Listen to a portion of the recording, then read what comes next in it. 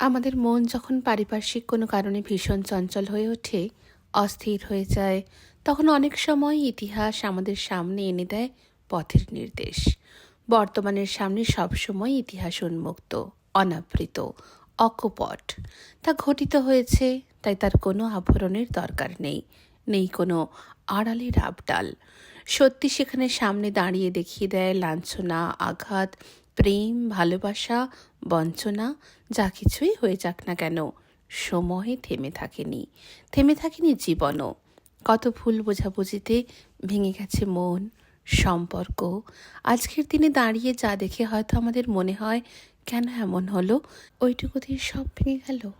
জীবন তো একটাই, কেন চিরস্থায়ী হয় না সুন্দর? ইত্যাদি ভাবি, কিন্তু নিজেরাও সেই একই ভুল করে চলি বারবার। পরিস্থিতি না ভেবেই অন্যকে বিচার করতে যাই, এক নিমেষে ভেঙে টুকরো করে ফেলি একটু একটু করে গড়ে ওঠা ভালোবাসা, বিশ্বাস। এভাবেই কালের চাকা ঘুরতে থাকে, যুগ যুগ ধরে মানবিক সম্পর্ক, তার তিক্ততা, মধুরতা, বিশ্বাসঘাতকতা, নিষ্ঠুরতা ও করুণা রসে যেন পরস্পরকে সম্পৃক্ত করেই দাঁড়িয়ে আছে। আর এ সব কিছুর নীরব সাক্ষী সেই ইতিহাস। ইতিহাস নীরব, তাই সে সব থেকে বেশি বাংময়। ইতিহাস আমাদের জীবনের সব থেকে বড় শিক্ষক, যদি আমরা তার থেকে শিখতে পারি। তো এই ইতিহাসকে যদি শুধুই ইতিহাসের মতন করে আমরা ভাবি, তাহলে সে যেন ভীষণ রুক্ষ ও শুষ্ক মনে হয় তা।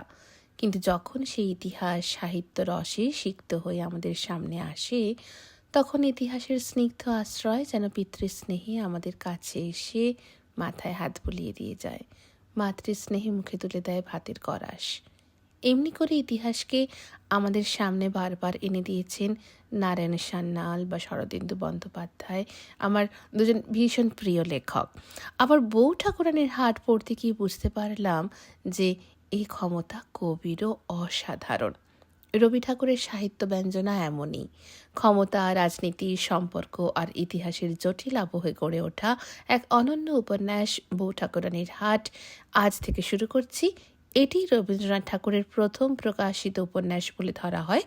অহিংস আন্দোলনের প্রেক্ষাপটে অবিকৃত ইতিহাসকে তুলে ধরেছিলেন লেখক তার এই লেখনীতে, যেখানে স্বরাজ প্রেমের সঙ্গে প্রতাপাদিত্যের শৌর্য, বীর্য, চেতনা যেমন মিশে গিয়েছিল, তেমনি একাধারে মিশেছে তাঁর নিষ্ঠুরতাও। নিজের রক্তের সম্পর্ক ছিন্ন করতেও যেখানে তিনি পিছপা হননি। কিন্তু কী ছিল সেই আবহ, কেন এই নিষ্ঠুরতা, জানব। রবীন্দ্রনাথ ঠাকুরের প্রারম্ভিক এই ঐতিহাসিক উপন্যাস আমাদের ফিরিয়ে নিয়ে যায় বাংলার জমিদারি সমাজের এক অস্থির সময়। প্রতাপাদিত্য, উদয়াদিত্য, রাজপরিবারের টানাপোড়েন, ক্ষমতার সংঘাত এবং ব্যক্তিগত সম্পর্কের সূক্ষ্ম আবেগ মিলেমিশে তৈরি করেছে এক গভীর মানবিক কাহিনী। শুধু ইতিহাস নয়, এই উপন্যাসে আছে মানুষের অহং, ভালোবাসা, প্রেম, অভিমান, কর্তব্য আর সময়ের নির্মমতার এক অপূর্ব মেলবন্ধন। বলাই বাহুল্য যে যা কবিগুরুর অনিন্দ্য ভাষার সৌন্দর্যে আরও প্রাণবন্ত হয়ে উঠেছে। শুরু করছি বউ ঠাকুরানীর হাট আজ, এখন থেকে। সঙ্গে থাকবেন, খুব ভালো থাকবেন। নমস্কার। শুরু করছি লেখকেরই লেখা এই বইয়ের সূচনা দিয়ে। সূচনা, বউ ঠাকুরানীর হাট, লেখক রবীন্দ্রনাথ ঠাকুর।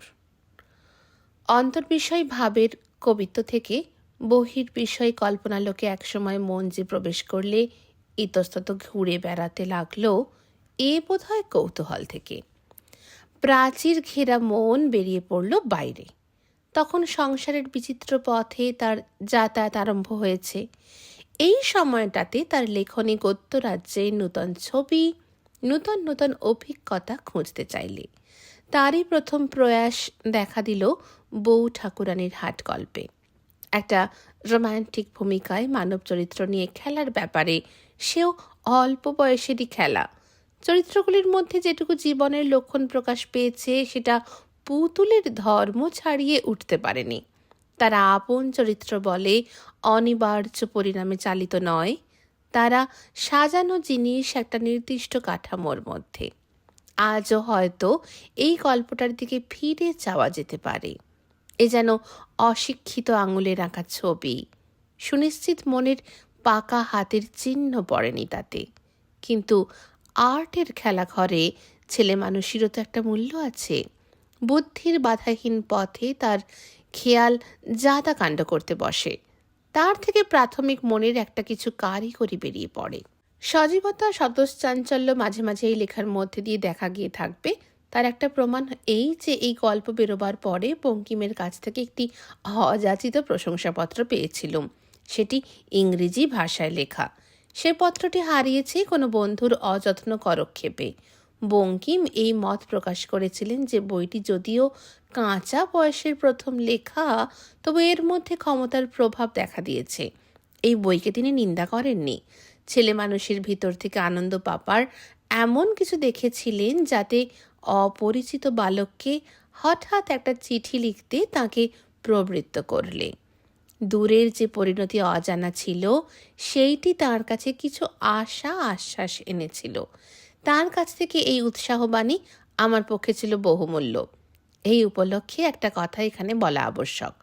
স্বদেশী উদ্দীপনার আবেগে প্রতাপাদিত্যকে একসময় বাংলাদেশের আদর্শ বীর চরিত্র রূপে খাড়া করবার চেষ্টা চলেছিল। এখনও তার নিবৃত্তি হয়নি।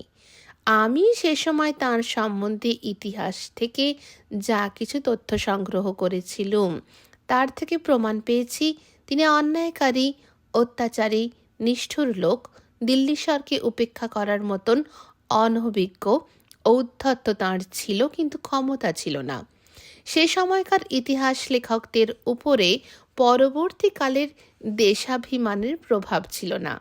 আমি যে সময় এই বই অসংকোচে লিখেছিলুম, তখনও তাঁর পূজা প্রচলিত হয়নি। রবি ঠাকুরের লেখা এই সূচনার পরে শুরু করছি বউ ঠাকুরানীর হাট মূল গ্রন্থটি। শুরু করছি প্রথম পরিচ্ছেদ। রাত্রি অনেক হইয়াছে, গ্রীষ্মকাল, বাতাস বন্ধ হইয়া গিয়াছে, গাছের পাতাটিও নড়িতেছে না। যশোহরের যুবরাজ প্রতাপাদিত্যের জ্যেষ্ঠপুত্র উদয়াদিত্য তাহার শয়নগৃহের বাতায়নে বসিয়া আছেন। তাহার পার্শ্বে তাহার স্ত্রী সুরমা। সুরমা কহিলেন, প্রিয়তম, সহ্য করিয়া থাকো, ধৈর্য ধরিয়া থাকো, একদিন সুখের দিন আসিবে। উদয়াদিত্য কহিলেন, আমি তো আর কোনো সুখ চাই না। আমি চাই আমি রাজপ্রাসাদে না যদি জন্মাইতাম, যুবরাজ না যদি হইতাম, যশোহর অধিপতির ক্ষুদ্রতম তুচ্ছতম প্রজার প্রজা হইতাম। তাহার জ্যেষ্ঠপুত্র, তাহার সিংহাসনের সমস্ত ধন, মান, যশ, প্রভাব কৌরবের একমাত্র উত্তরাধিকারী যদি না হইতাম, কি তপস্যা করিলে এ সমস্ত অতীত উল্টাইয়া যাইতে পারে। সুরমা অতি কাতর হইয়া যুবরাজের দক্ষিণ হস্ত দুই হাতে লইয়া চাপিয়া ধরিলেন ও তাহার মুখের দিকে চাহিয়া ধীরে ধীরে দীর্ঘ নিঃশ্বাস ফেলিলেন। যুবরাজের ইচ্ছা পুরাইতে প্রাণ দিতে পারেন, কিন্তু প্রাণ দিলেও এই ইচ্ছা পুরাইতে পারিবেন না, এই দুঃখ। যুবরাজ কহিলেন, সুরমা, রাজার ঘরে জন্মিয়াছি বলিয়াই সুখী হতে পারিলাম না। রাজার ঘরে সকলে বুঝি কেবল উত্তরাধিকারী হইয়া জন্মায়, সন্তান হইয়া জন্মায় না। পিতা ছেলেবেলা হইতেই আমাকে প্রতি মুহূর্তে পরখ করিয়া দেখিতেছেন, আমি তাহার উপার্জিত যশমান বজায় রাখিতে পারিব কি না, বংশের মুখ উজ্জ্বল করিতে পারিব কি না, রাজ্যের গুরুভার বহন করিতে পারিব কি না। আমার প্রতিকার্য প্রত্যেক অঙ্গভঙ্গি তিনি পরীক্ষার চক্ষে দেখিয়া আসিতেছেন, স্নেহের চক্ষে নহে। আত্মীয় বর্গ, মন্ত্রী, রাজসভা সদগণ, প্রজারা আমার প্রতি কথা প্রতি কাজ খুঁটিয়া খুঁটিয়া লইয়া আমার ভবিষ্যৎ গণনা করিয়া আসিতেছে। সকলেই ঘাড় নাড়িয়া কহিল, না, আমার দ্বারা এই বিপদে রাজ্য রক্ষা হইবে না। আমি নির্বোধ, আমি কিছুই বুঝিতে পারি না। সকলেই আমাকে অবহেলা করিতে লাগিল, পিতা আমাকে ঘৃণা করিতে লাগিলেন, আমার আশা একেবারে পরিত্যাগ করিলেন, একবার খোঁজও লইতেন না। সুরমার চক্ষে জল আসিল। সে কহিল, আহা, কেমন করিয়া পারিত। তাহার দুঃখ হইল, তাহার রাগ হইল। সে কহিল, তোমাকে যাহারা নির্বোধ মনে করিত, তাহার রায় নির্বদ। উদয়াদিত্য ঈষৎ হাসিলেন। সুরমার চিবুক ধরিয়া তাহার রোষে আরক্তি মুখখানি নাড়িয়া দিলেন। মুহূর্তের মধ্যে গম্ভীর হইয়া কহিলেন, না সুরমা, সত্য সত্যই আমার রাজ্য শাসনের বুদ্ধি নাই, তাহার যথেষ্ট পরীক্ষা হইয়া গিয়াছে। আমার যখন 16 বৎসর বয়স, তখন মহারাজ কাজ শিখাইবার জন্য হোসেনখালী পরগনার ভার আমার হাতে সমর্পণ করেন। 6 মাসের মধ্যেই বিষম বিশৃঙ্খলা ঘটিতে লাগিল। খাজনা কমিয়া গেল, প্রজারা আশীর্বাদ করিতে লাগিল, কর্মচারীরা আমার বিরুদ্ধে রাজার নিকটে অভিযোগ করিতে লাগিল।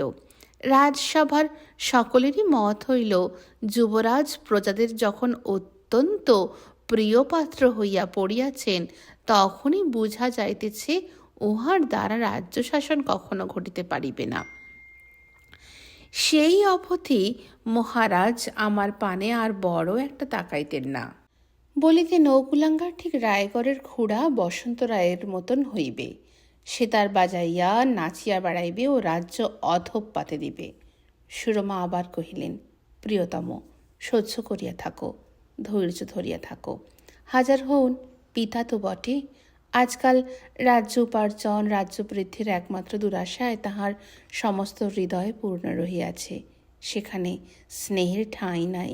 যতই তাহার আশা পূর্ণ হইতে থাকিবে, ততই তাহার স্নেহের রাজ্য বাড়িতে থাকিবে। যুবরাজ কহিলেন, সুরমা, তোমার বুদ্ধি তীক্ষ্ণ দূরদর্শী, কিন্তু এইবারে তুমি ভুল বুঝিয়াছ। এক তো আশার শেষ নাই, দ্বিতীয়ত পিতার রাজ্যের সীমা যতই বাড়িতে থাকিবে, রাজ্য যতই লাভ করিতে থাকিবেন, ততই তাহা হারাইবার ভয় তাহার মনে বাড়িতে থাকিবে। রাজকার্য যতই গুরুতর হইয়া উঠিবে, ততই আমাকে তাহার অনুপযুক্ত মনে করিবেন। সুরমা ভুল বুঝে নাই, ভুল বিশ্বাস করিত মাত্র। বিশ্বাস বুদ্ধিকেও লঙ্ঘন করে। সে এক মনে আশা করিত এরূপ যেন হয়।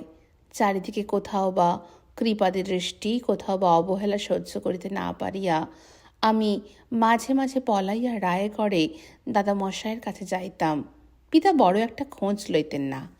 আহ, সে কি পরিবর্তন! সেখানে গাছপালা দেখিতে পাইতাম, গ্রামবাসীদের কুটিরে যাইতে পারিতাম, দিবানিশি রাজবেশ পড়িয়া থাকিতে হইত না। তাহা ছাড়া জানো তো, যেখানে দাদামশায় থাকেন, তাহার ত্রিসীমানায় বিষাদ ভাবনা বা কঠোর গাম্ভীর্য তিষ্ঠিতে পারি না। গাহিয়া বাজাইয়া আমোদ করিয়া চারিদিক পূর্ণ করিয়া রাখেন। চারিদিকে উল্লাস, সদ্ভাব, শান্তি। সেইখানে গেলেই আমি ভুলিয়া যাইতাম যে আমি যশোহরের যুবরাজ। সে কি আরামের ভুল! অবশেষে আমার বয়স যখন 18 বৎসর, একদিন রায়গড়ে বসন্তের বাতাস বহিতেছিল, চারিদিকে সবুজ কুঞ্জবন। সেই বসন্তে আমি রুক্মিণীকে দেখিলাম। সুরমা বলিয়া উঠিল, ও কথা অনেকবার শুনিয়াছি। উদয়াদিত্য, আর একবার শোনো। মাঝে মাঝে এক একটা কথা প্রাণের মধ্যে দংশন করিতে থাকে। সে কথাগুলো যদি বাহির করিয়া না দিই, তবে আর বাঁচিব কি করিয়া?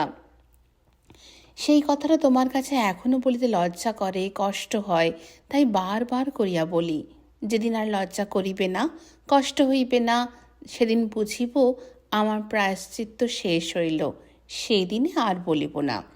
সুরমা, কিসের প্রায়শ্চিত্ত প্রিয়তম? তুমি যদি পাপ করিয়া থাকো, তো সেই পাপের দোষ তোমার দোষ নয়। আমি কি তোমাকে জানি না? অন্তর্যামী কি তোমার মন দেখিতে পান না? উদয়াদিত্য বলিতে লাগিলেন, রুক্মিণীর বয়স আমার অপেক্ষা 3 বৎসরের বড়। সে একাকিনী, বিধবা।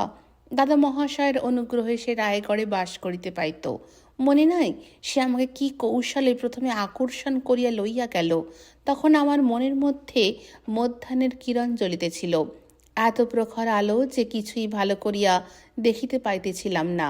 চারিদিকে জগৎ জ্যোতির্ময় বাষ্পে আবৃত। সমস্ত রক্ত যেন মাথায় উঠিতেছিল। কিছুই আশ্চর্য, কিছুই অসম্ভব মনে হইত না। পথ বিপথ, দিক বিদিক সমস্ত এক আকার ধারণ করিয়াছিল। ইহার পূর্বেও আমার এমন কখনো হয় নাই, ইহার পরেও আমার এমন কখনো হয় নাই। জগদীশ্বর জানেন তাহার কি উদ্দেশ্য সাধন করিতে এই ক্ষুদ্র দুর্বল বুদ্ধিহীন হৃদয়ের বিরুদ্ধে এক দিনের জন্য সমস্ত জগৎকে যেন উত্তেজিত করিয়া দিয়াছিলেন। বিশ্ব চরাচর যেন একতন্ত্র হইয়া আমার ক্ষুদ্র হৃদয়টিকে মুহূর্তে বিপথে লইয়া গেল। মুহূর্ত মাত্র, আর অধিক নয়। সমস্ত বহির্জগতের মুহূর্তস্থায়ী এক নিদারুণ আঘাত, আর মুহূর্তের মধ্যেই একটি ক্ষীণ হৃদয়ের মূল বিদীর্ণ হইয়া গেল। বিদ্যুৎ বেগে সে ধূলিকে আলিঙ্গন করিয়া পড়িল। তাহার পরে যখন উঠিল তখন ধূলি ধূসরিত, ম্লান। সে ধূলি আর মুছিল না, সে মলিনতার চিহ্ন আর উঠিল না। আমি কি করিয়াছিলাম বিধাতা, যে পাপে এক মুহূর্তের মধ্যে আমার জীবনের সমস্ত শুভ্রকে কালি করিয়া দিলে, দিনকে রাত্রি করিলে, আমার হৃদয়ের পুষ্পবনে মালতী ও জুঁই ফুলের মুখগুলিও যেন লজ্জায় কালো হইয়া গেল। বলিতে বলিতে উদয়াদিত্যের গৌরবর্ণ মুখ রক্তবর্ণ হইয়া উঠিল, আয়তনেত্র অধিকতর বিস্ফারিত হইয়া উঠিল। মাথা হইতে পা পর্যন্ত একটি বিদ্যুৎ শিখা কাঁপিয়া উঠিল। সুরমা হর্ষে, গর্বে, কষ্টে কহিল, আমার মাথা খাও, ও কথা থাক। উদয়াদিত্য ধীরে ধীরে যখন রক্ত শীতল হইয়া গেল, সকলে তখন যথাযথ পরিমাণে দেখিতে পাইলাম। যখন জগৎকে উষ্ণ ঘূর্ণিত মস্তিষ্ক রক্তনয়ন মাতালের কুচ্ছটিকাময় ঘূর্ণমান স্বপ্নদৃশ্য বলিয়া মনে না হইয়া প্রকৃত কার্যক্ষেত্র বলিয়া মনে হইল, তখন মনের কি অবস্থা! কোথা হইতে কোথায় পতন! শত সহস্র লক্ষ ক্রোশ পাতালের গহ্বরে অন্ধতম রজনীর মধ্যে একেবারে পলক না ফেলিতে পড়িয়া গেলাম। দাদা মহাশয় স্নেহ ভরে ডাকিয়া লইয়া গেলেন। তাহার কাছে মুখ দেখাইলাম কি বলিয়া, কিন্তু সেই অবধি আমাকে রায়গড় ছাড়িতে হইল। দাদা মহাশয় আমাকে না দেখিলে থাকিতে পারেন না। আমাকে ডাকিয়া পাঠাইতেন, আমার এমনি ভয় করিত যে আমি কোনো মতেই যাইতে পারিতাম না। তিনি স্বয়ং আমাকে ও ভগিনী বিভাকে দেখিতে আসিতেন। অভিমান নাই, কিছু নাই, জিজ্ঞাসাও করিতেন না কেন যাই নাই। আমাদের দেখিতেন, আমোদ উল্লাস করিতেন, আবার চলিয়া যাইতেন। উদয়াদিত্য ঈষৎ হাস্য করিয়া অতিশয় মৃদু কোমল প্রেমে তাহার বড় বড় চক্ষু দুটি প্লাবিত করিয়া সুরমার মুখের দিকে চাহিলেন। সুরমা বুঝিল এইবার কি কথা আসিতেছে। মুখ নত হইয়া আসিল, ঈষৎ চঞ্চল হইয়া পড়িল। যুবরাজ দুই হস্তে তাহার দুই কপল ধরিয়া নত মুখখানি তুলিয়া ধরিলেন। অধিকতর নিকটে গিয়া বসিলেন, মুখখানি নিজের স্কন্ধে ধীরে ধীরে রাখিলেন। কটিদেশ বাম হস্তে বেষ্টন করিয়া ধরিলেন ও গভীর প্রশান্ত প্রেমে তাহার কপল চুম্বন করিয়া বলিলেন, তারপর কি হইল সুরমা, বলো দেখি। এই বুদ্ধিতে দীপ্যমান স্নেহ প্রেমে কোমল, হাস্যে উজ্জ্বল ও প্রশান্ত ভাবে বিমল মুখখানি কোথা হইতে উদয় হইল। আমার সে গভীর অন্ধকার ভাঙিবে এমন আশা ছিল কি? তুমি আমার উষা, আমার আলো, আমার আশা, কি মায়ামন্ত্রে সে আধার দূর করিলে। যুবরাজ বারবার সুরমার মুখচুম্বন করিলেন। সুরমা কিছুই কথা কহিল না। আনন্দে তাহার চোখ জলে পড়িয়া আসিল। যুবরাজ কহিলেন, এতদিনের পরে আমি যথার্থ আশ্রয় পাইলাম। তোমার কাছে প্রথম শুনিলাম যে আমি নির্বোধ নই, তাহাই বিশ্বাস করিলাম, তাহাই বুঝিতে পারিলাম। তোমারই কাছে শিখিলাম বুদ্ধি অন্ধকারময় ক্ষুদ্র গলির মতন বাঁকা চোরা উঁচু নিচু নহে, রাজপথের ন্যায় সরল, সমতল, প্রশস্ত।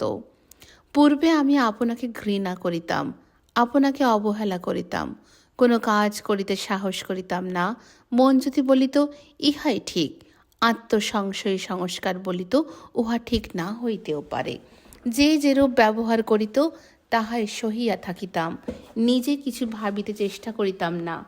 এতদিনের পরে আমার মনে হইল আমি কিছু, আমিও কেহ। এতদিন আমি অগোচর ছিলাম, তুমি আমাকে বাহির করিয়াছ। সুরমা, তুমি আমাকে আবিষ্কার করিয়াছ।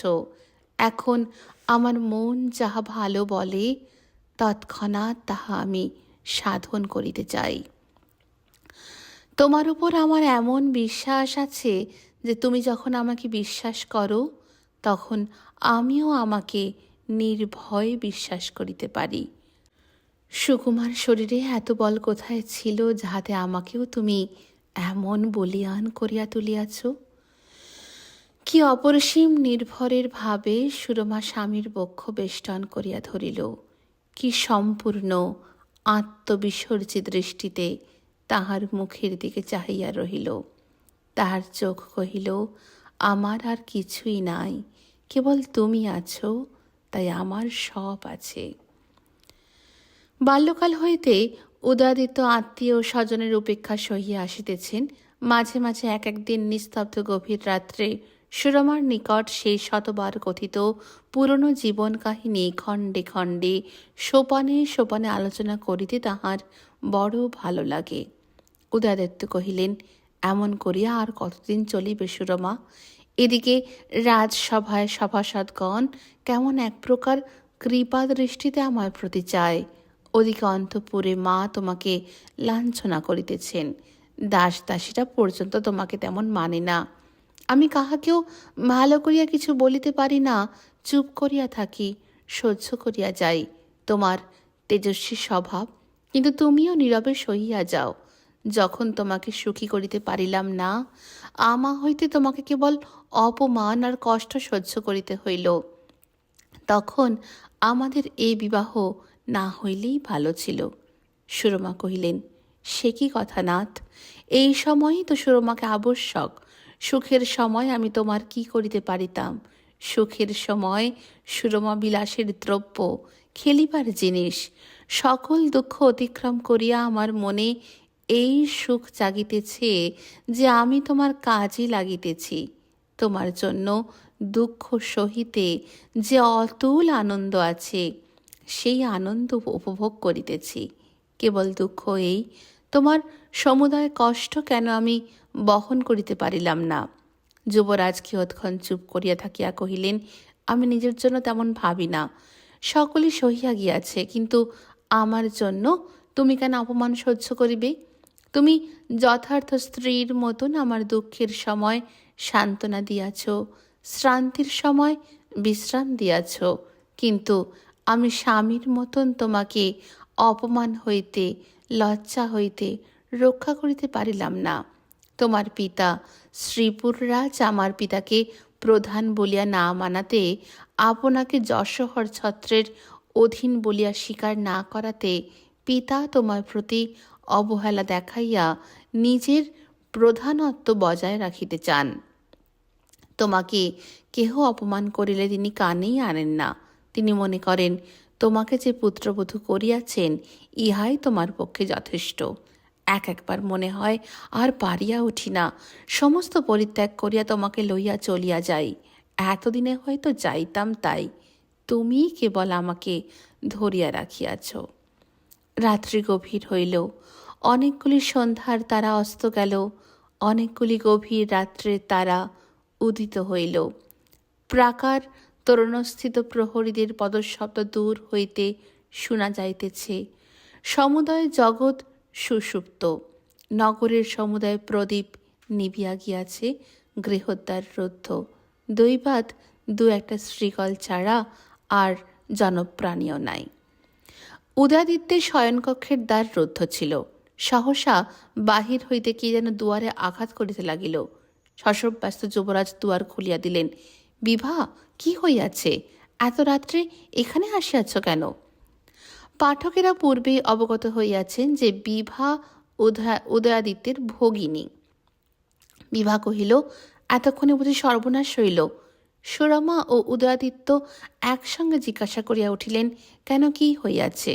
বিভা ভয় কম্পিত স্বরে চুপি চুপি কি কহিল। বলিতে বলিতে আর থাকিতে পারিল না, কাঁদিয়া উঠিল। কহিল, দাদা, কি হইবে? উদয়াদিত্য কহিলেন, আমি তবে চলিলাম। বিভা বলিয়া উঠিল, না না, তুমি যাইও না। উদয়াদিত্য, কেন বিভা? বিভা, পিতা যদি জানিতে পারেন, তোমার উপরে যদি রাগ করেন। সুরমা কহিল, ছি বিভা, এখন কি তাহা ভাবিবার সময়? উদয়াদিত্য বস্ত্রাদি পরিয়া কটিবন্ধে তরবারি বাঁধিয়া প্রস্থানের উদ্যোগ করিলেন। বিভা তাহার হাত ধরিয়া কহিল, দাদা, তুমি যাইও না, তুমি লোক পাঠাইয়া দাও, আমার বড় ভয় করিতেছে।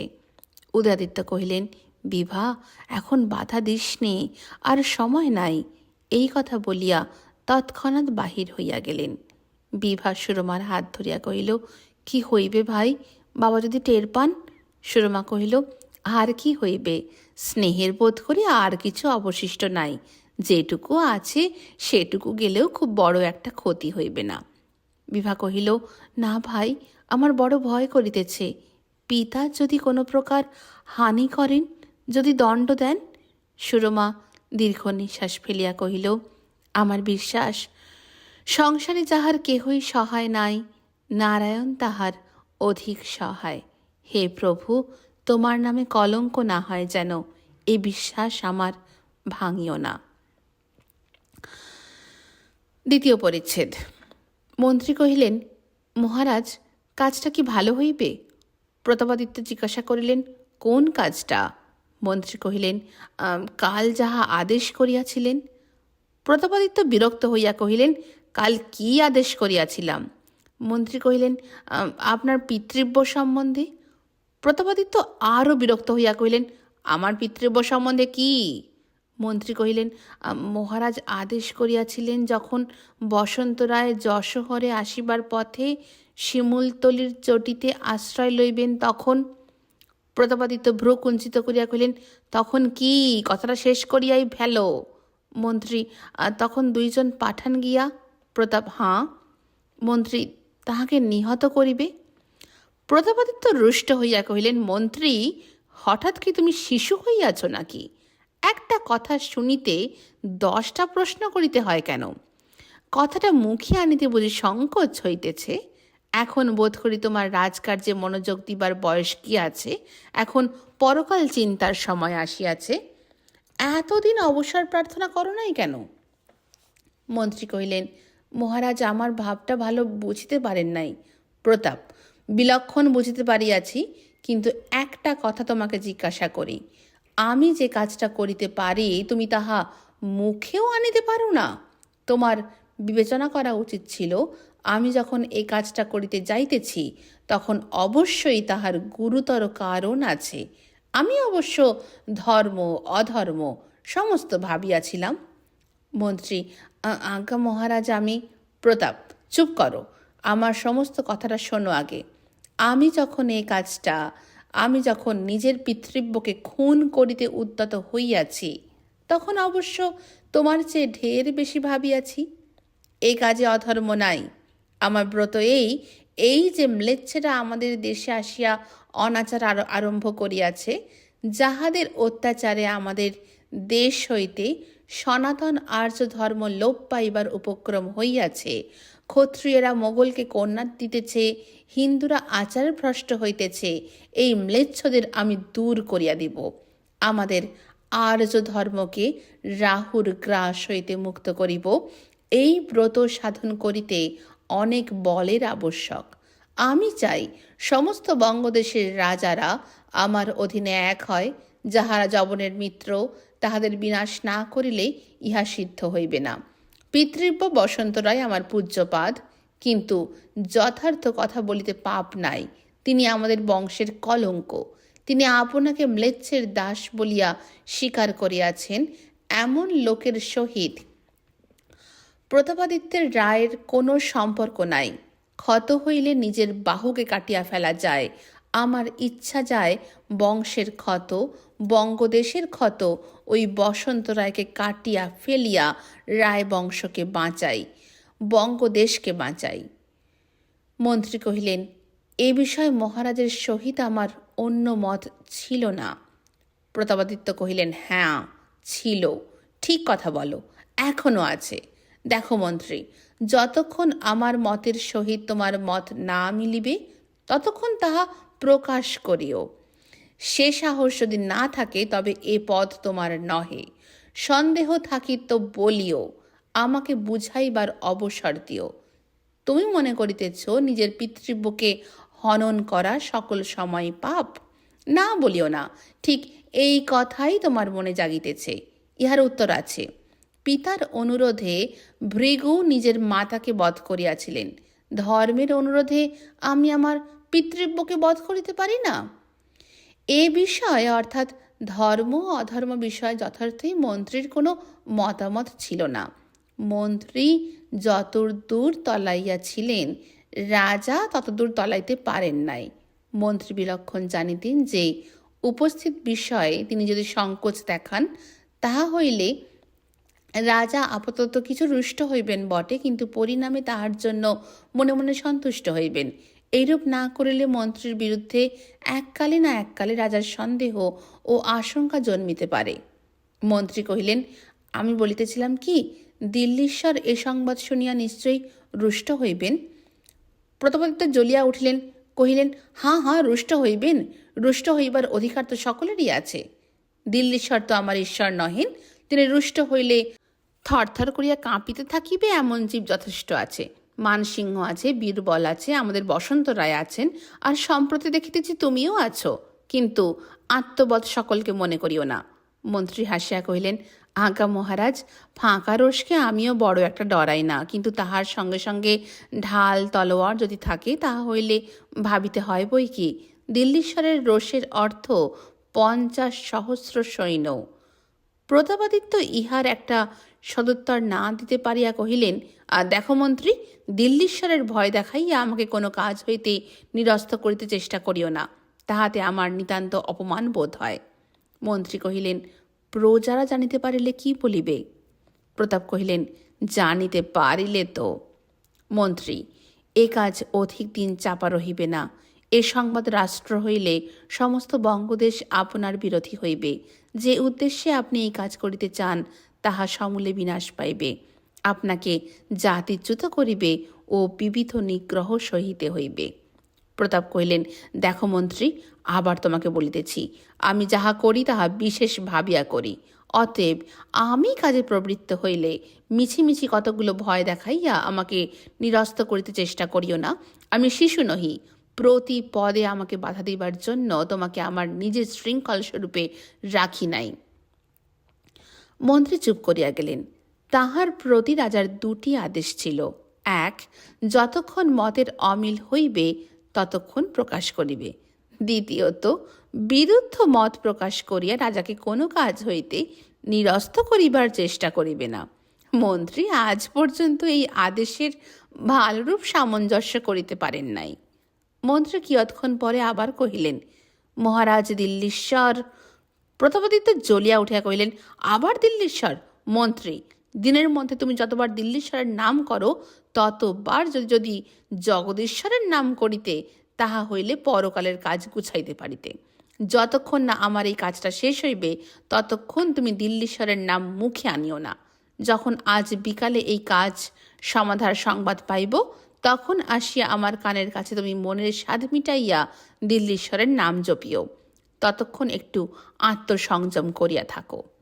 মন্ত্রী আবার চুপ করিয়া গেলেন। দিল্লীশ্বরের কথা বন্ধ করিয়া কহিলেন, মহারাজ, যুবরাজ উদয়াদিত্য। রাজা কহিলেন, দিল্লীশ্বর গেল, প্রজারা গেল, এখন অবশেষে সেই স্ত্রৈণ বালকটার কথা বলিয়া ভয় দেখাইবে নাকি? মন্ত্রী কহিলেন, মহারাজ, আপনি অত্যন্ত ভুল বুঝিতেছেন। আপনার কাজে বাধা দিবার অভিপ্রায় আমার মূলেই নাই। প্রতাপাদিত্য ঠান্ডা হইয়া কহিলেন, তবে কি বলিতেছিলে বলো। মন্ত্রী বলিলেন, কাল রাত্রে যুবরাজ সহসা অশ্বারোহণ করিয়া একাকী চলিয়া গিয়াছেন, এখনো ফিরিয়া আসেন নাই।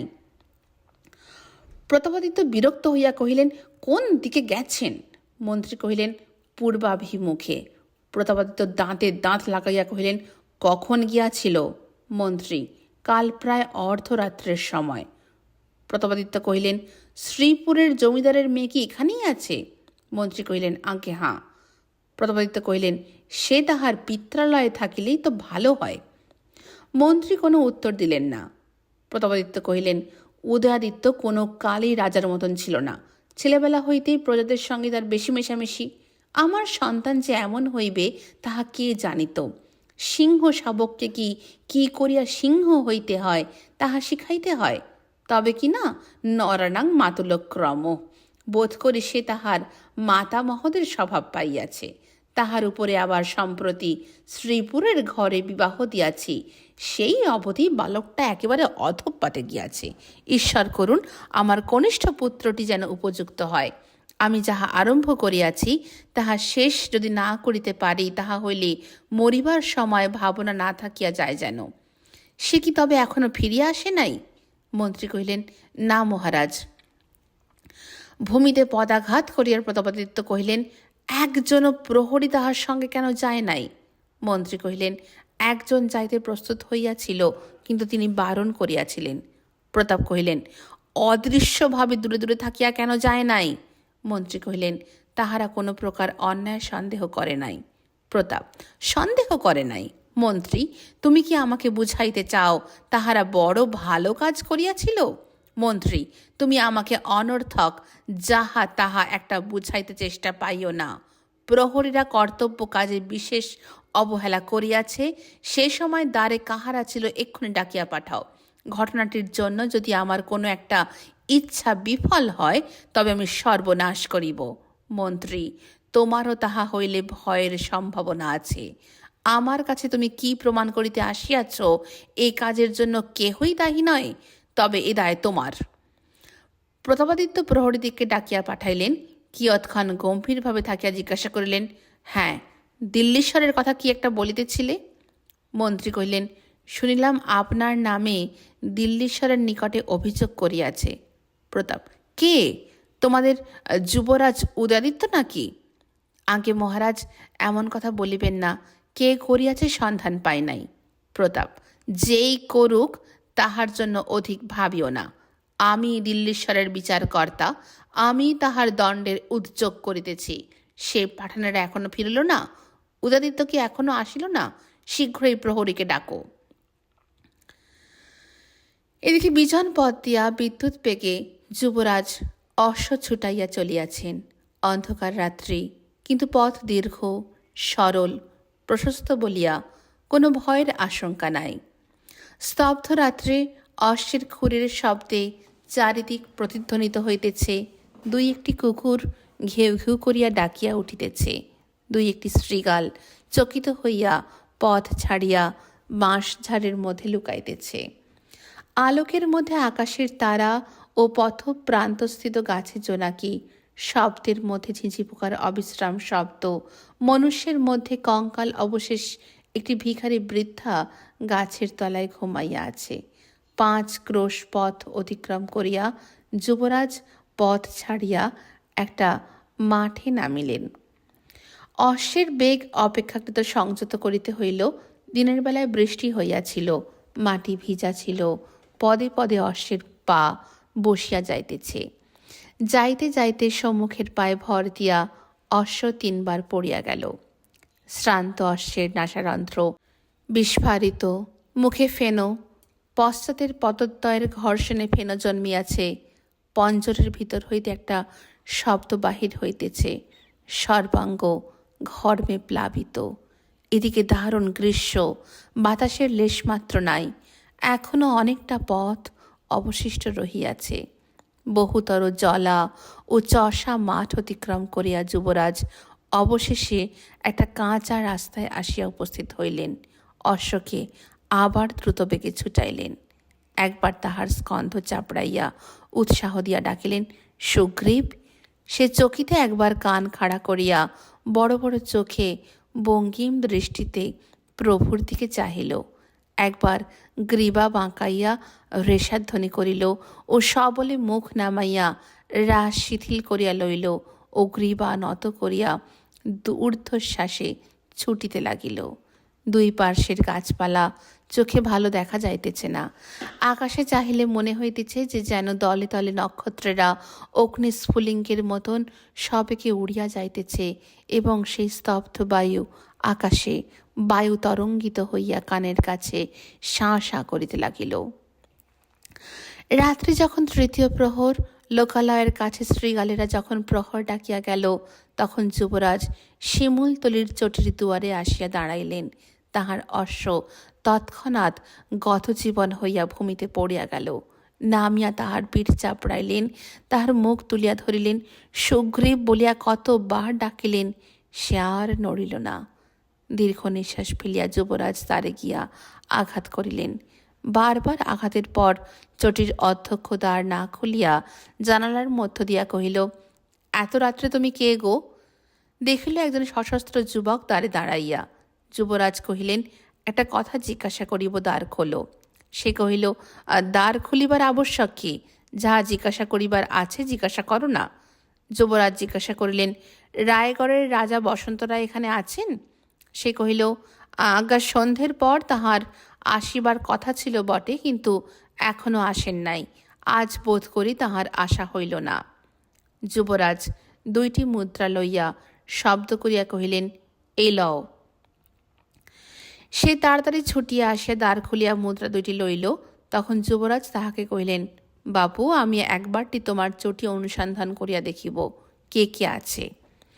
চটিরক্ষক সন্দিগ্ধভাবে কহিল, না মহাশয়, তাহা হইবে না। উদয়াদিত্য কহিলেন, আমাকে বাধা দিও না, আমি রাজবাটির কর্মচারী, দুইজন অপরাধীর অনুসন্ধানে আসিয়াছি। এই কথা বলিয়া তিনি প্রবেশ করিলেন। চটিরক্ষক তাহাকে আর বাধা দিলেন না। তিনি সমস্ত অনুসন্ধান করিয়া দেখিলেন, না বসন্ত রায়, না তাহার অনুচর, না কোনো পাঠানকে দেখিতে পাইলেন। কেবল দুইজন সুপ্তথিতা প্রৌঢ়া চেঁচাইয়া উঠিল, মরণ, মিনসা অমন করিয়া তাকাইতেছিস কেন? চটি হইতে বাহির হইয়া পথে দাঁড়াইয়া যুবরাজ ভাবিতে লাগিলেন। একবার মনে করিলেন যে ভালোই হইয়াছে, হয়তো আজ দৈবক্রমে তিনি আসিতে পারেন নাই। আবার মনে করিলেন, যদি ইহার পূর্ববর্তী কোনো চটিতে থাকেন ও পাঠানেরা তাহার অনুসন্ধানে সেখানে গিয়া থাকে। এইরূপ ভাবিতে ভাবিতে সেই পথ বহিয়া চলিতে লাগিলেন। কি অদ্দূর গিয়া দেখিলেন, বিপরীত দিক হইতে একজন অশ্বারোহী আসিতেছে। নিকটে আসিলে কহিলেন, কে ও, রতন নাকি? সে অশ্ব হইতে তৎক্ষণাৎ নামিয়া তাহাকে প্রণাম করিয়া কহিল, আজ্ঞা হাঁ। যুবরাজ, আপনি এত রাত্রে এখানে যে? যুবরাজ কহিলেন, তাহার কারণ পরে বলিব, এখন বলো তো দাদা মহাশয় কোথায় আছেন? আজ্ঞা, তাঁর তো চটিতেই থাকিবার কথা। সে কি, সেখানে তো তাহাকে দেখিলাম না। সে অবাক হইয়া কহিল, 30 জন অনুচর সমেত মহারাজ যশোর উদ্দেশ্যে যাত্রা করিয়াছেন। আমি কার্যবশত পিছাইয়া পড়িয়াছিলাম। এই চটিতে আজ সন্ধ্যাবেলা তাহার সহিত মিলিবার কথা। পথে যেরূপ কাদা তাহাতে পদচিহ্ন থাকিবার কথা, তাহাই অনুসরণ করিয়া আমি তাহার অনুসন্ধানে চলিলাম। তোমার ঘটক লইলাম, তুমি পদব্রজে আইস। বিজন পথের ধারে অশ্বত্থ গাছের তলায় বাহক শূন্য ভূতলস্থিত এক শিবিকার মধ্যে বৃদ্ধ বসন্ত রায় বসিয়াছেন। কাছে আর কেহ নাই, কেবল একটি পাঠান শিবিকার বাহিরে। একটা জনকোলাহল দূরে মিলাইয়া গেল। রজনী স্তব্ধ হইয়া গেল। বসন্ত রায় জিজ্ঞাসা করিলেন, খাঁ সাহেব, তুমি যে গেলেন না? পাঠান কহিল, হুজুর, কি করিয়া যাইব? আপনি আমাদের ধনপ্রাণ রক্ষার জন্য আপনার সকল অনুচরগুলিকেই পাঠাইলেন। আপনাকে এই পথের ধারে রাত্রে অরক্ষিত অবস্থায় ফেলিয়া যাইব, এত বড় অকৃতজ্ঞ আমাকে ঠাউরাইবেন না। আমাদের কবি বলেন, যে আমার অপকার করে সে আমার কাছে ঋণী, পরকালে সে ঋণ তাহাকে শোধ করিতে হইবে। যে আমার উপকার করে আমি তাহার কাছে ঋণী, কিন্তু কোনো কালে তাহার সে ঋণ শোধ করিতে পারিব না। বসন্ত রায় মনে মনে কহিলেন, বাহ বাহ, লোকটা তো বড় ভালো।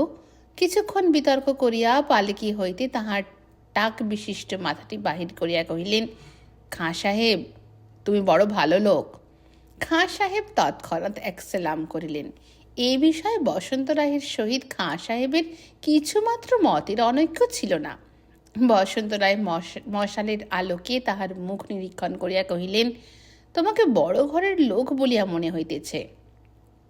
পাঠান আবার সালাম করিয়া কহিল, ক্যা তাজ্জব, মহারাজ ঠিক ঠাহরাইছেন। বসন্ত রায় কহিলেন, এখন তোমার কি করা হয়? পাঠান নিঃশ্বাস ছাড়িয়া কহিল, হুজুর, দুরবস্থায় পড়িয়াছি। এখন চাষবাস করিয়া গুজরান চালাইতে হইতেছে। কবি বলিতেছেন, হে অদৃষ্ট, তুমি যে তৃণকে তৃণ করিয়া গড়িয়াছ, ইহাতে তোমার নিষ্ঠুরতা প্রকাশ পায় না। কিন্তু তুমি যে অসত্য গাছকে অসত্য গাছ করিয়া গড়িয়া অবশেষে ঝড়ের হাতে তাহাকে তৃণের সহিত সমতল করিয়া শোয়াও, ইহাতে আন্দাজ করিতেছি তোমার মনটা পাথরে গড়া।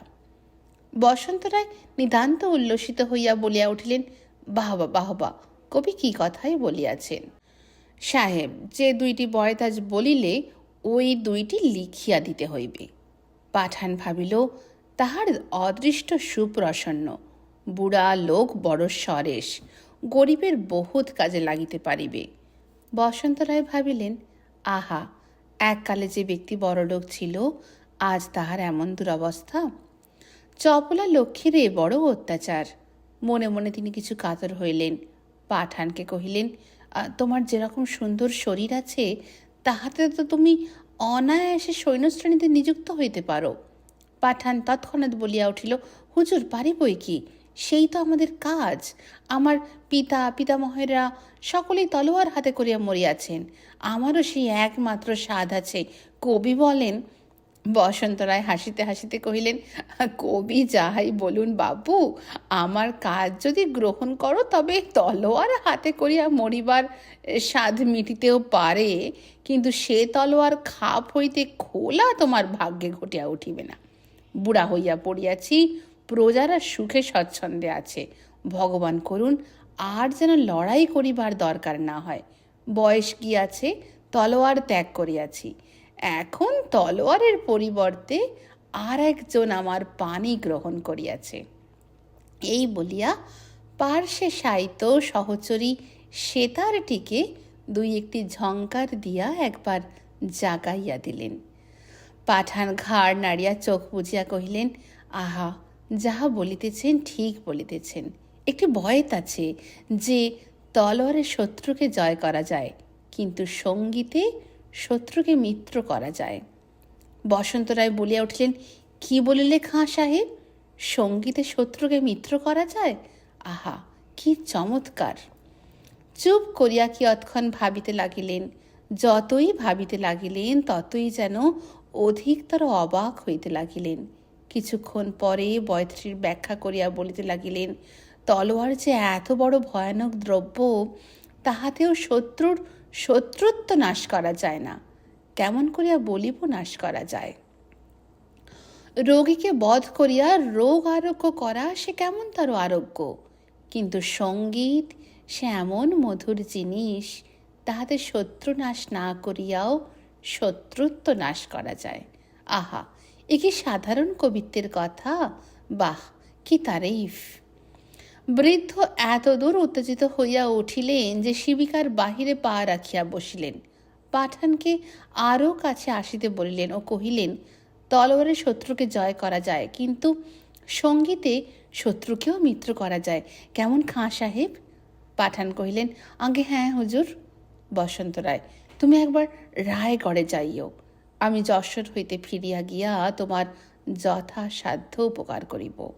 পাঠান উৎফুল্ল হইয়া কহিল, আপনি ইচ্ছা করিলে কি না করিতে পারেন। পাঠান ভাবিলে একরকম বেশ গুছাইয়া লইয়াছি। জিজ্ঞাসা করিল, আপনার সেতার বাজানো আসে? বসন্ত রায় কহিলেন, হাঁ। ও তৎক্ষণাৎ সেতার তুলিয়া লইলেন। অঙ্গুলিতে মেজরাপ আঁটিয়া বেহাগ আলাপ করিতে লাগিলেন। মাঝে মাঝে পাঠান মাথা নাড়িয়া বলিয়া উঠিল, বাহাবা, খাসি। ক্রমে উত্তেজনার প্রভাবে শিবিকার মধ্যে বসিয়া থাকা বসন্ত রায়ের পক্ষে অসাধ্য হইয়া উঠিল। তিনি উঠিয়া দাঁড়াইয়া বাজাইতে লাগিলেন। মর্যাদা, গাম্ভীর্য, অপর সমস্ত কিছু বিস্মৃত হইলেন ও বাজাইতে বাজাইতে অবশেষে গান ধরিলেন, ক্যাওসে কটঙ্গি রাউন সোপিয়া বিনা। গান থামিলে পাঠান কহিল, বাহ, কি চমৎকার আওয়াজ। বসন্ত রায় কহিলেন, তবে বোধ করি নিস্তব্ধ রাত্রে খোলা মাঠে সকলের আওয়াজই মিঠা লাগে। কারণ গলা অনেক সাধিয়াছি বটে, কিন্তু লোকে আমার আওয়াজের তো বড় প্রশংসা করে না। তবে কি না বিধাতা যতগুলি রোগ দিয়াছেন তাহার সকলগুলিরই একটি না একটি ঔষধ দিয়াছেন, তেমনি যতগুলি গলা দিয়াছেন তাহার একটি না একটি শ্রোতা তো আছেই। আমার গলাও ভালো লাগে এমন দুটি অর্বাচীন আছে, নহিলে এতদিনে সাহেব এ গলার দোকানপাট বন্ধ করিতাম। সেই দুটো আনাড়ি খরিদ্দার আছে, মাল চিনে না, তাহাদেরই কাজ হইতে বাহবা মিলে।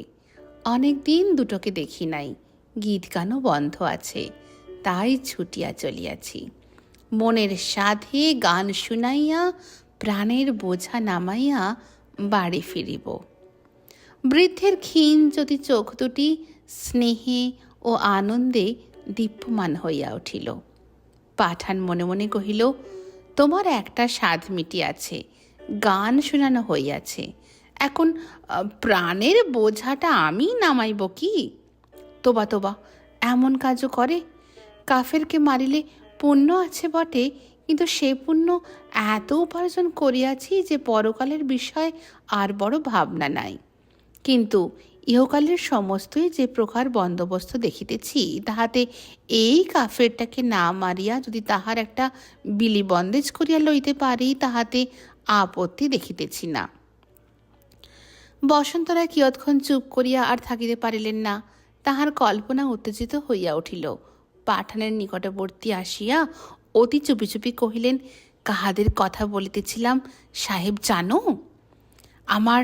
তাহারা আমার নাতি ও নাতনি। বলিতে বলিতে অধীর হইয়া উঠিলেন। ভাবিলেন, আমার অনুচররা কখন ফিরিয়া আসিবে।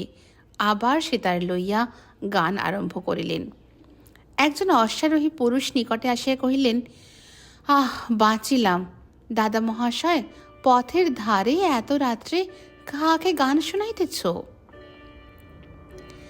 আনন্দে ও বিস্ময়ে বসন্ত রায় তৎক্ষণাৎ তাহার সেতার শিবিকা উপরে রাখিয়া উদয়াদিত্যের হাত ধরিয়া নামাইলেন ও তাহাকে উদয়াদিত্য কহিলেন, সমস্তই মঙ্গল। তখন বৃদ্ধ হাসিতে হাসিতে সেতার তুলিয়া লইলেন ও পা দিয়া তাল রাখিয়া মাথা নাড়িয়া গান আরম্ভ করিয়া দিলেন। বধুয়া অসময়ে কেন হে প্রকাশ, সকলে যে স্বপ্ন বলে হতেছে বিশ্বাস। চন্দ্রাবলীর কুঞ্জে ছিলে, সেথায় তো আদর মিলে। এরই মধ্যে মিটিল কি প্রণয়েরই আশ। এখনো তো রয়েছে রাত, এখনো হয়নি প্রভাত, এখনো এ রাধিকার ফুরায়নি তো অশ্রুপাত। চন্দ্রাবলীর কুসুম সাজ, এখনই কি শুকালো আজ। চক্কর হে, মিলালো কি সে চন্দ্রমুখের মধুর হাস। উদয়াদিত্য পাঠানের দিকে চাহিয়া বসন্ত রায়কে কানে কানে জিজ্ঞাসা করিলেন, দাদা মহাশয়, এই কাবুলি কোথা থেকে জুটিল? বসন্ত রায় তাড়াতাড়ি কহিলেন, খাঁ সাহেব বড় ভালো লাগ, সমজদার ব্যক্তি, আজ রাত্রি বড় আনন্দে কাটানো গিয়াছে। উদয়াদিত্যকে দেখিয়া খাঁ সাহেব মনে মনে বিশেষ চঞ্চল হইয়া পড়িয়াছিল, কি করিবে ভাবিয়া পাইতেছিল না। উদয়াদিত্য পিতামহকে জিজ্ঞাসা করিলেন, চটিতে না গিয়া এখানে যে? পাঠান সহসা বলিয়া উঠিল, হুজুর, আশ্বাস পাইতে একটা কথা বলি। আমরা রাজার প্রতাপাদিত্যের প্রজা। মহারাজা আমাকে ও আমার ভাইকে আদেশ করেন যে আপনি যখন যশোহরের মুখে আসিবেন তখন পথে আপনাকে খুন করা হয়। বসন্ত রায় চমকিয়া বলিয়া উঠিলেন, রাম রাম রাম। উদয়াদিত্য কহিলেন, বলিয়া যাও। পাঠান, আমরা কখনো এমন কাজ করি নাই, সুতরাং আপত্তি করাতে তিনি আমাদিগকে নানা প্রকার ভয় দেখান, সুতরাং বাধ্য হইয়াই এই কাজের উদ্দেশ্যে যাত্রা করিতে হইল। পথের মধ্যে আপনার সহিত সাক্ষাৎ হইল। আমার ভাই গ্রামে ডাকাত পড়িয়াছে বলিয়া কাঁদিয়া কাটিয়া আপনার অনুচরদের লইয়া গেলেন। আমার উপরে এই কাজের ভার ছিল, কিন্তু মহারাজ, যদিও রাজার আদেশ, তথাপি এমন কাজে আমার কোনো মতেই প্রবৃত্তি হইল না। কারণ আমাদের কবি বলেন, রাজার আদেশে, প্রভুর আদেশে সমস্ত পৃথিবী ধ্বংস করিতে পারো, কিন্তু সাবধান, স্বর্গের এক কোণও ধ্বংস করিও না। এখন গরিব মহারাজের শরণাপন্ন হইল, দেশে ফিরিয়া গেলে আমার সর্বনাশ হইবে, আপনি রক্ষা না করিলে আমার আর উপায় নেই। বলিয়া জোর হাত করিয়া দাঁড়াইল। বসন্ত রায় অবাক হইয়া দাঁড়াইয়া রহিলেন। কিছুক্ষণ পরে পাঠানকে কহিলেন, তোমাকে একটি পত্র দিতেছি, তুমি রায়গড়ে চলিয়া যাও, আমি সেখানে ফিরিয়া গিয়া তোমার একটা সুবিধা করিয়া দিব। উদয়াদিত্য কহিলেন, দাদা মহাশয় আবার যশোহরে যাইবে নাকি? বসন্ত রায় কহিলেন, হ্যাঁ ভাই। উদয়াদিত্য অবাক হইয়া কহিলেন, সে কি কথা? বসন্ত রায় কহিলেন, প্রতাপ আমার তো আর কেহ নয়, সহস্র অপরাধ করুক, সে আমার নিতান্তই স্নেহভাজন। আমার নিজের কোনো হানি হইবে বলিয়া ভয় করি না। আমি তো ভাই ভবসমুদ্রের কূলে দাঁড়াইয়া একটা ঢেউ লাগিলেই আমার সমস্ত ফুরাইল, কিন্তু এই পাপ কার্য করিলে প্রতাপের ইহকালের ও পরকালের যে হানি হইত, তাহা ভাবিয়া আমি কি নিশ্চিন্ত থাকিতে পারি? তাহাকে আলিঙ্গন করিয়া একবার সমস্ত বুঝাইয়া বলি। বলিতে বলিতে বসন্ত রায়ের চক্ষে জল আসিল। উদয়াদিত্য দুই হস্তে চক্ষু আচ্ছাদন করিলেন। এমন সময় কোলাহল করিতে করিতে বসন্ত রায়ের অনুচরগণ ফিরিয়া আসিল। মহারাজ কোথায়, মহারাজ কোথায়? এইখানেই আছি বাবু, আর কোথায় যাইব? সকলে সমস্যারে কহিল, সে নেড়ে বেটা কোথায়? বসন্ত রায় বিব্রত হইয়া মাঝে পড়িয়া কহিলেন, হা হা বাপু, তোমরা খাঁ সাহেবকে কিছু বলিও না। প্রথম, আজ মহারাজ বড় কষ্ট পাইয়াছি, আজ সে। দ্বিতীয়, আরে তুই থাম না রে, আমি সমস্ত ভালো করিয়া গুছাইয়া বলি, সে পাঠান বেটা আমাদেরকে বরাবর সোজা লইয়া গিয়া অবশেষে বাঁ হাতি একটা আমবাগানের মধ্যে। তৃতীয়, না রে সেটা বাবলা বোন। চতুর্থ, সেটা বাঁ হাতি নয়, সেটা ডান হাতি। দূর খ্যাপা, সেটা বাঁ হাতি। তোর কথাতে সেটা বাঁ হাতি। উদয়াদিত্য কহিলেন, হ্যাঁ বাপু, সেটা বাঁ হাতি বলিয়া বোধ হইতেছে, তারপরে বলিয়া যাও। দ্বিতীয়, আগে হ্যাঁ, সেই বাঁ হাতি আমবাগানের মধ্য দিয়ে একটা মাঠে লইয়া গেল। কত চষা মাঠ, জমি জলা, বাঁশঝাড় পার হইয়া গেলাম, কিন্তু গাঁয়ের নামগন্ধও পাইলাম না। এমনি করিয়া 3 ঘন্টা ঘুরিয়া গাঁয়ের কাছাকাছি হইতেই সে বেটা যে কোথায় পালাইল খোঁজ পাইলাম না। প্রথম, সে বেটাকে দেখিয়াই আমার ভালো ঠেকে নাই। দ্বিতীয়, আমিও মনে করিয়াছিলাম এইরকম একটা কিছু হইবেই। তৃতীয়, যখনই দেখিয়াছি নেড়ে, তখনই আমার সন্দেহ হইয়াছে। অবশেষে সকলেই ব্যক্ত করিল যে তাহারা পূর্ব হইতেই সমস্ত বুঝিতে পারিয়াছিল। পঞ্চম পরিচ্ছেদ। প্রতাপাদিত্য কহিলেন, দেখো দেখি মন্ত্রী, সে পাঠান দুটা এখনো আসিল না। মন্ত্রী ধীরে ধীরে কহিলেন, সেটা তো আর আমার দোষ নয় মহারাজ। প্রতাপাদিত্য বিরক্ত হইয়া কহিলেন, দোষের কথা হইতেছে না, দেরি যে হইতেছে তাহার তো একটা কারণ আছে। তুমি কি অনুমান করো, তাহাই জিজ্ঞাসা করিতেছি।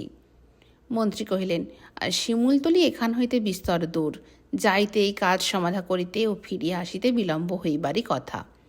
প্রতাপাদিত্য মন্ত্রীর কথায় অসন্তুষ্ট হইলেন। তিনি চান তিনিও যাহা অনুমান করিতেছেন মন্ত্রীও তাহাই অনুমান করেন, কিন্তু মন্ত্রী সেদিক দিয়া গেলেন না। প্রতাপাদিত্য কহিলেন, উদয়াদিত্য কাল রাত্রে বাহির হইয়া গেছে। মন্ত্রী, আগে হ্যাঁ, সে তো পূর্বেই জানাইয়াছি।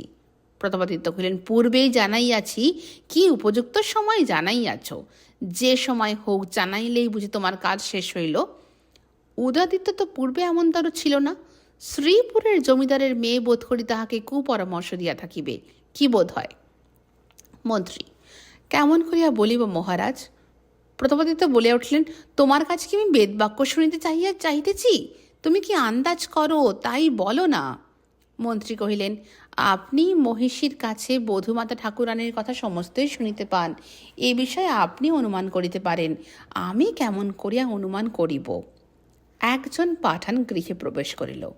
প্রতাপাদিত্য বলিয়া উঠিলেন, কি হইল, কাজ নিকাশ করিয়াছ? পাঠান, হ্যাঁ মহারাজ, এতক্ষণে নিকাশ হইয়া গিয়াছে।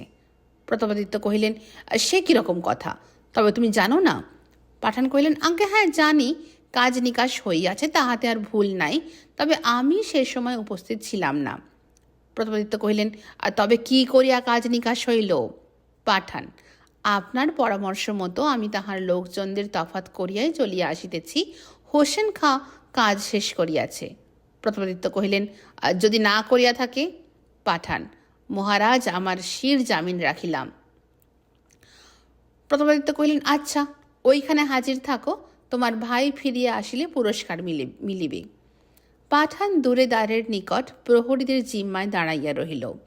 প্রতাপাদিত্য অনেকক্ষণ চুপ করিয়া থাকিয়া মন্ত্রীকে ধীরে ধীরে কহিলেন, এটা যাহাতে প্রজারা কোনো মতে না জানিতে পায় তাহার চেষ্টা করিতে হইবে। মন্ত্রী কহিলেন, মহারাজ অসন্তুষ্ট না হন যদি তো বলি ইহা প্রকাশ হইবেই। প্রতাপাদিত্য কহিলেন, কিসে তুমি জানিতে পারিলে? মন্ত্রী, ইতিপূর্বে আপনি প্রকাশ্যভাবে আপনার পিতৃব্যের প্রতি দেশ প্রকাশ করিয়াছেন। আপনার কন্যার বিবাহের সময় আপনি বসন্ত রায়কে নিমন্ত্রণ করেন নাই, তিনি স্বয়ং অনিমন্ত্রিত আসিয়া উপস্থিত হইয়াছিলেন। আজ আপনি সহসা বিনা কারণে তাহাকে নিমন্ত্রণ করিলেন ও পথের মধ্যে কে তাহাকে হত্যা করিল। এমন অবস্থায় প্রজারা আপনাকেই এই ঘটনাটির মূল বলিয়া জানিবে। প্রতাপাদিত্য রুষ্ট হইয়া কহিলেন, তোমার ভাব আমি কিছুই বুঝিতে পারি না মন্ত্রী। এই কথাটা প্রকাশ হইলেই তুমি যেন খুশি হও, আমার নিন্দার উঠলেই তোমার যেন মনস্কামনা পূর্ণ হয়। নহিলে দিন রাত্রি তুমি কেন বলিতেছ যে কথাটা প্রকাশ হইবেই? প্রকাশ হইবার আমি তো কোনো কারণ দেখিতেছি না। বোধ করি আর কিছুতে সংবাদটা রাষ্ট্র না হইলে তুমি নিজে গিয়া দ্বারে দ্বারে প্রকাশ করিয়া বেড়াইবে। মন্ত্রী কহিলেন, মহারাজ মার্জনা করিবেন, আপনি আমার অপেক্ষা সকল বিষয়ে অনেক ভালো বোঝেন। আপনাকে মন্ত্রণা দেওয়া আমাদের মতন ক্ষুদ্রবুদ্ধি লোকের পক্ষে অত্যন্ত স্পর্ধার বিষয়। তবে আপনি নাকি আমাকে বাঁচিয়া মন্ত্রী রাখিয়াছেন, এই সাহসেই ক্ষুদ্র বুদ্ধিতে যাহা মনে হয় আপনাকে মাঝে মাঝে বলিয়া থাকি। মন্ত্রণায় রুষ্ট হন যদি, তবে এ দাসকে এ কার্যভার হইতে অব্যাহতি দিন। প্রতাপাদিত্য সিধা হইলেন। মাঝে মাঝে মন্ত্রী যখন তাহাকে দুই একটা শক্ত কথা শুনাইয়া দেন, তখন প্রতাপাদিত্য মনে মনে বেশ সন্তুষ্ট হন। প্রতাপাদিত্য কহিলেন, আমি বিবেচনা করিতেছি ওই পাঠান দুটাকে মারিয়া ফেলিলে এই বিষয়ে আর কোনো ভয়ের কারণ থাকিবে না। মন্ত্রী কহিলেন, একটা খুন চাপিয়া রাখাই দায়, 3টা খুন সামলানো অসম্ভব, প্রজারা জানিতে পারিবেই। মন্ত্রী বরাবর নিজের কথা বজায় রাখিলেন। প্রতাপাদিত্য বলিয়া উঠিলেন, তবে তো ভয় আমি সারা হইলাম, প্রজারা জানিতে পারিবে। যশোহর রায়গড় নহে, এখানে প্রজাদের রাজত্ব নাই, এখানে রাজা ছাড়া আর বাকি সকলেই রাজা নহে। অতএব আমাকে তুমি প্রজার ভয় দেখাইও না। যদি কোনো প্রজা এই বিষয়ে আমার বিরুদ্ধে কোনো কথা কহে, তবে তাহার জিহ্বা তপ্ত লৌহ দিয়ে পুড়াইব। মন্ত্রী মনে মনে হাসিলেন, মনে মনে কহিলেন, প্রজার জিহ্বাকে এত ভয়? তথাপি মনকে প্রবোধ দিয়া থাকেন যে কোনো প্রজাকে ডরাই না। প্রতাপাদিত্য কহিলেন, শ্রাদ্ধ শান্তি শেষ করিয়া লোকজন লইয়া একবার রায়গড়ে যাইতে হইবে। আমি ছাড়া সেখানকার সিংহাসনের উত্তরাধিকারী আর তো কাহাকেও দেখিতেছি না। এমন সময় বৃদ্ধ বসন্ত রায় ধীরে ধীরে গৃহ মধ্যে প্রবেশ করিলেন। প্রতাপাদিত্য চমকিয়া পিছু হটিয়া গেলেন। সহসা তাহার মনে হইল বুঝি উপদেবতা। অবাক হইয়া একটি কথাও বলিতে পারিলেন না। বসন্ত রায় নিকটে গিয়া তাহার গায়ে হাত বুলাইয়া মৃদুস্বরে কহিলেন, আমাকে কিসের ভয় প্রতাপ? আমি তোমার পিতৃব্য। তাহাতেও যদি বিশ্বাস না হয়, আমি বৃদ্ধ, তোমার অনিষ্ট করিতে পারি এমন শক্তি আমার নাই। প্রতাপাদিত্যের চৈতন্য হইয়াছে, কিন্তু কথা বানাইয়া বলিতে তিনি নিতান্ত অপটু। নিরুত্তর হইয়া অবাক হইয়া দাঁড়াইয়া রহিলেন। পিতৃব্যকে প্রণাম করা পর্যন্ত হইল না। বসন্ত রায় আবার ধীরে ধীরে কহিলেন, প্রতাপ, একটা যাহা হয় কথা কও। যদি দৈবাৎ এমন একটি কাজ করিয়া থাকো যাহাতে আমাকে দেখিয়া তোমার লজ্জা ও সংকোচ উপস্থিত হয়, তবে তাহার জন্য ভাবিও না, আমি কোনো কথা উত্থাপন করিব না। এসো বৎস, দুইজনে একবার কোলাকুলি করি। আজ অনেক দিনের পরে দেখা হইয়াছে, আর তো অধিক দিন দেখা হইবে না। এতক্ষণের পর প্রতাপাদিত্য প্রণাম করিলেন ও উঠিয়া পিতৃব্যের সহিত কোলাকুলি করিলেন। ইতিমধ্যে মন্ত্রী আস্তে আস্তে গৃহ হইতে বাহির হইয়া গেছেন। বসন্ত রায় ঈষৎ কোমল হাস্য হাসিয়া প্রতাপাদিত্যের গায়ে হাত দিয়া কহিলেন, বসন্ত রায় অনেক দিন বাঁচিয়া আছে না প্রতাপ? সময় হইয়া আসিয়াছে, এখনো যে কেন ডাক পড়িল না বিধাতা জানেন, কিন্তু আর অধিক বিলম্ব নাই। বসন্ত রায় কিয়ৎক্ষণ চুপ করিয়া রহিলেন। প্রতাপাদিত্য কোনো উত্তর করিলেন না। বসন্ত রায় আবার কহিলেন,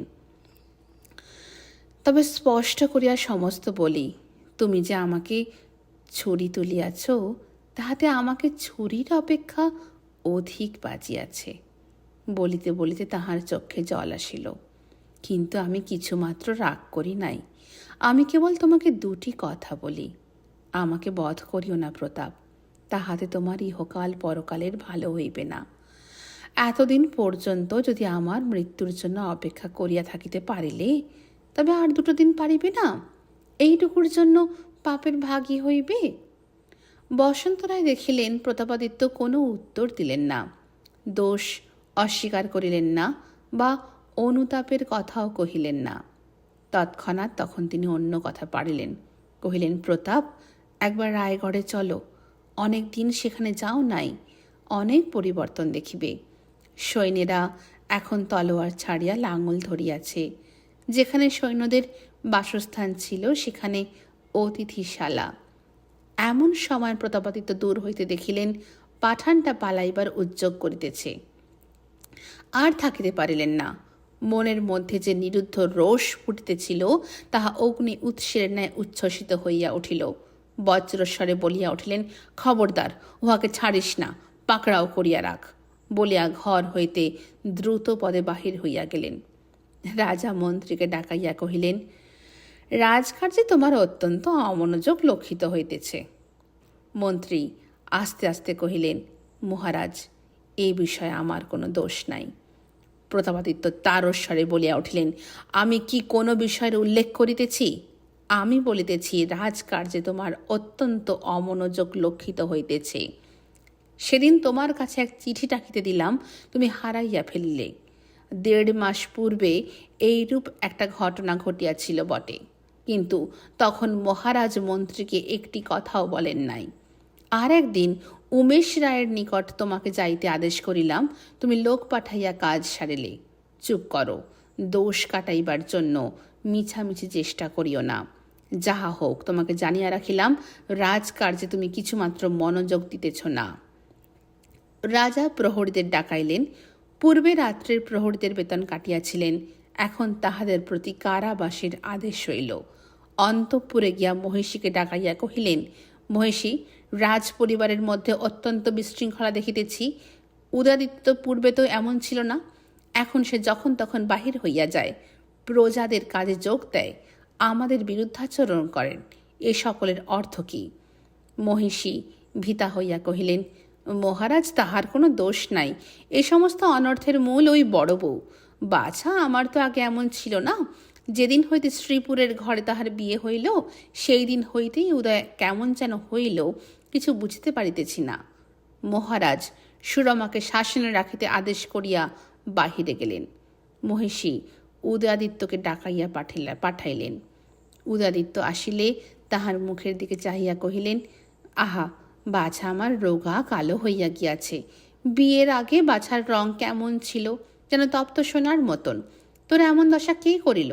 বাবা, বড় বউ তোকে যা বলে তা শুনিস না, তার কথা শুনিয়াই তোর এমন দশা হইয়াছে। সুরমা ঘোমটা দিয়া চুপ করিয়া একপাশে দাঁড়াইয়াছিল।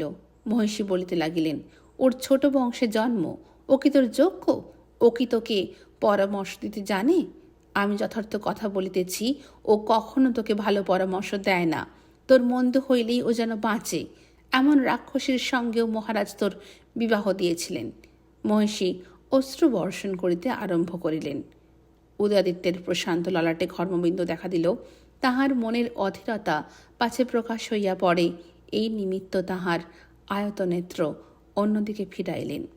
একজন পুরনো বৃদ্ধা দাসী বসিয়াছিল। সে হাত নাড়িয়া বলিয়া উঠিল, শ্রীপুরের মেয়েরা জাদু জানে, নিশ্চয় বাছাকে ওষুধ করিয়াছে। এই বলিয়া উঠিয়া উদয়াদিত্যের কাছে গিয়া বলিল, বাবা, ও তোমাকে ওষুধ করিয়াছে। এই যে মেয়েটিকে দেখিতেছ, উনি বড় সামান্য মেয়ে নন, শ্রীপুরের ঘরের মেয়ে, ওরা ডাইনি। আহা, বাছার শরীরে আর কিছু রাখিল না। এই বলিয়া সে সুরমার দিকে তীরের মতন এক কটাক্ষ বর্ষণ করিল ও আঁচল দিয়া 2 হস্তে 2 শুষ্ক চক্ষু রগড়াইয়া অনর্থ লাল করিয়া তুলিল। তাহা দেখিয়া আবার মহিষীর দুঃখ একেবারে উথলিয়া উঠিল। অন্তঃপুরের বৃদ্ধাদের মধ্যে ক্রন্দনের সংক্রামকতা ব্যাপ্ত হইয়া পড়িল।